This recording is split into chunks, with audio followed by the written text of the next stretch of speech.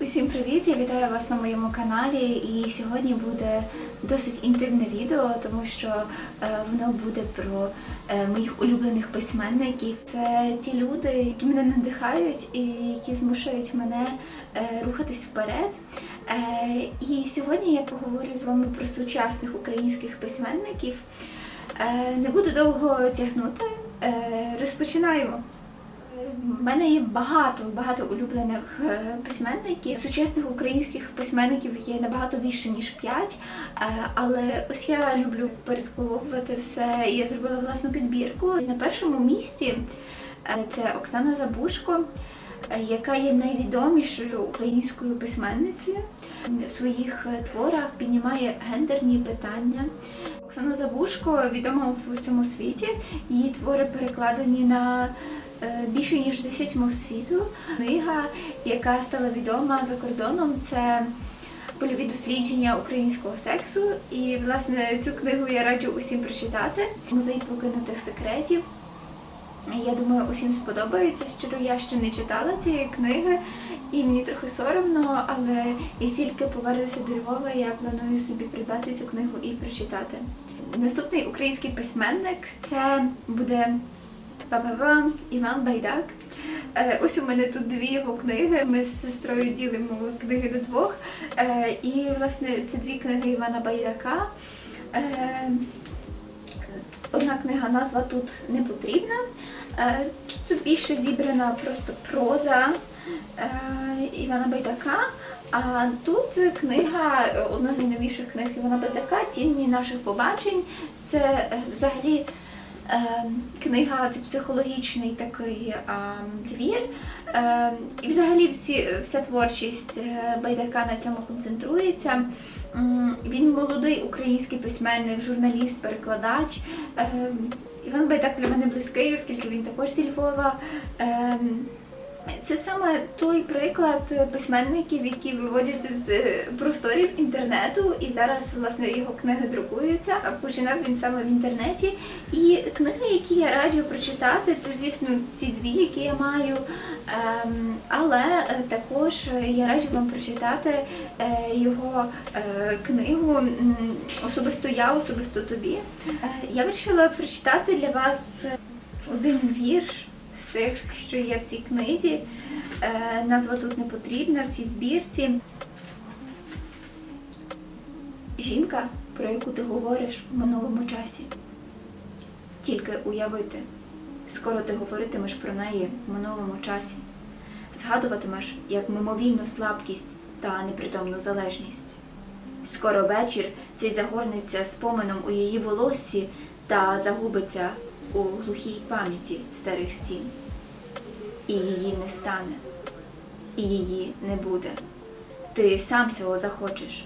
Завтра вона стане скупою буденністю, здаватиметься недокучливою звичкою, чи нагадуватиме про себе бутафорною самотністю. Її не буде, її не буде. А далі не буду читати, ви придбайте цю книгу, або візьміть в бібліотеці і прочитайте самі. Наступна письменниця у моїй збірці – це якби впровадження до двох наступних авторів, але почнемо, власне, з цієї письменниці. Це Катерина Бабкіна, книга якої є у мене ось тут, яку я випросила, це не моя, я попросила почитати. Катерина Бабкіна – це одна з найяскравіших українських письменниць. Її книги також перекладені багатьма мовами світу, а зокрема польською та німецькою. Німецькою був виданий її роман «Соня», а польською «Щасливі голі люди». Саме «Щасливі голі люди» я дуже хочу прочитати, але ще не читала.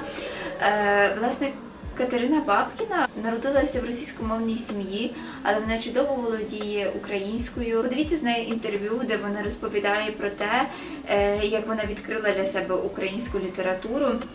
В школі мені відбили бажання до української літератури, і лише в старших класах я почала надолужувати і переосмислила багато творів, які нам, наприклад, давалися у 6-7 класі, а які потрібно читати пізніше. Власне, Катерина Бабкіна друкувалася у багатьох виданнях, зокрема співпрацювала з Esquire, Le Monde, Harper's Bazaar. І ця книга, це її найновіша книга «Мій дідусь танцював краще за всіх», яку я також раджу прочитати усім.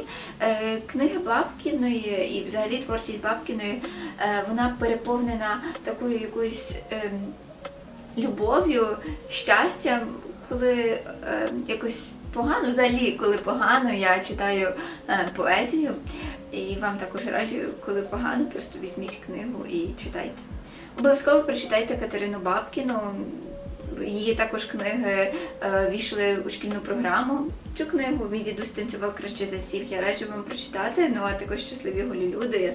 І зараз ми повільно переходимо до авторів, які є феноменом, письменники, які є постмодерністами і які, власне, походять з Івано-Франківська. Перший такий письменник – це Тарас Прохасько. І, власне, Катерина Бабкіна розповідала про те, що вона, коли вперше прочитала про творчість Тараса Прохаська, вона була вражена, що так можна писати. Його творчість переповнена автобіографією та такою інтимністю. Це однозначно постмодерніст, і це український постмодерн. Тут нема більше що сказати, просто раджу усім прочитати його книги і захопитися так, як я захоплююся. Я раджу прочитати книгу Тараса Прохаськи «Бо так є», яка у 2011 році була визнаною книгою року. А зараз зацитую одну з цитат Тараса Прохаська. «Сила літератури полягає у її непередбачуваності. Це можна порівняти з більярдом, коли ти не знаєш, як саме розіб'ються кулі. Всі откровення у літературі є несподіваними. Доволі часто вони зовсім не збігаються з нашими очікуваннями». Останній – це Юрій Андрухович. Юрій Андрухович – це для мене такий розбишака. Це автор, який навіть видався неіснуючою мовою есперанто. Юрій Андрухович – це також станіславський феномен. Він також постмодерніст, також видавець. Але перш за все він пише чудові твори. Його творчість має неабиякий вплив на сучасну українську літературу, тому я неодмінно раджу вам прочитати Юрія Андруховича, зокрема «Лексикон інтимних міст». У своїй творчості Юрій Андрухович дещо інтимний, і це мене неодмінно приваблює. Я люблю постмодерн, а особливо український постмодерн. Ну і це вся моя підбірка, але це не означає, що сучасних українських авторів більше немає. Це взагалі не так. Їх дуже багато, і я раджу вам досліджувати, читати якнайбільше української сучасної літератури, бо це цікаво. Українська сучасна література описує цю реальність, у якій ми живемо.